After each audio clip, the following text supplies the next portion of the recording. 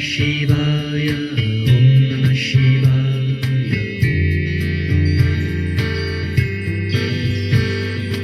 Om Namah Shivaya, Om Namah Shivaya,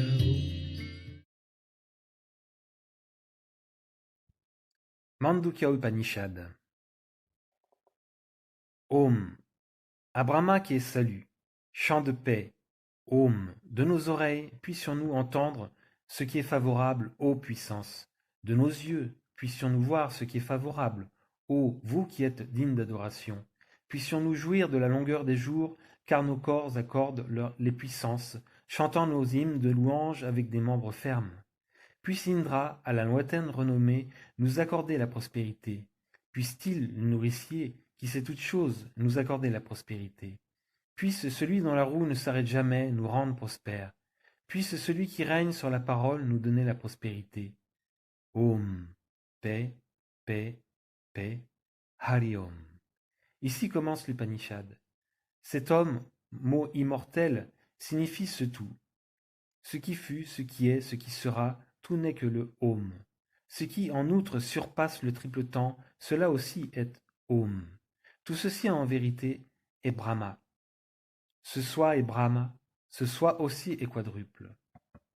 Celui dont le chant est la vie pendant la veille, dont la conscience est tournée vers l'extérieur, possédant 7 membres, 19 mois, et se nourrissant d'objets grossiers, celui où vivent tous les hommes est le premier état.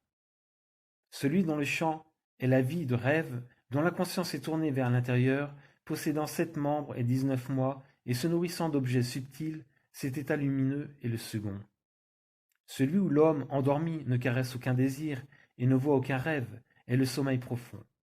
Celui dont le chant est la vie de profond sommeil, unifié, dont la conscience est recueillie en soi-même, composée de béatitude et se nourrissant de béatitude, sa bouche étant la seule pensée, cet être de conscience est le troisième état.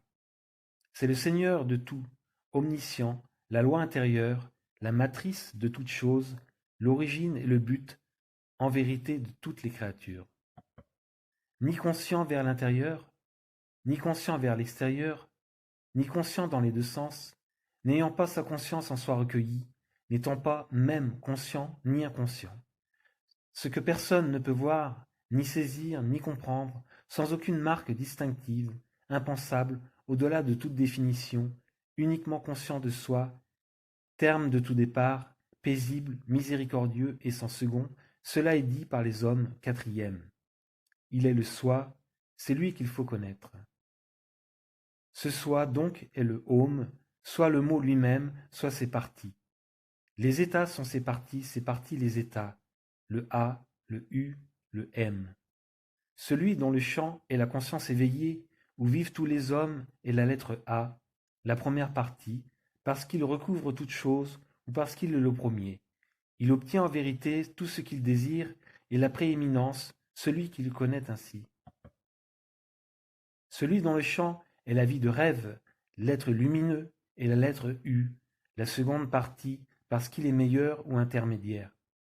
Il agrandit sûrement l'étendue de sa connaissance et parvient à l'égalité d'âme, et dans son entourage, il n'est personne qui ne connaisse Brahma, celui qui le connaît ainsi. Celui dont le chant est la vie de profond sommeil, l'être de conscience est la lettre M, la troisième partie, parce qu'il mesure ou parce qu'il est final. Il mesure en vérité tout ceci, et arrive au but, celui qui le connaît ainsi.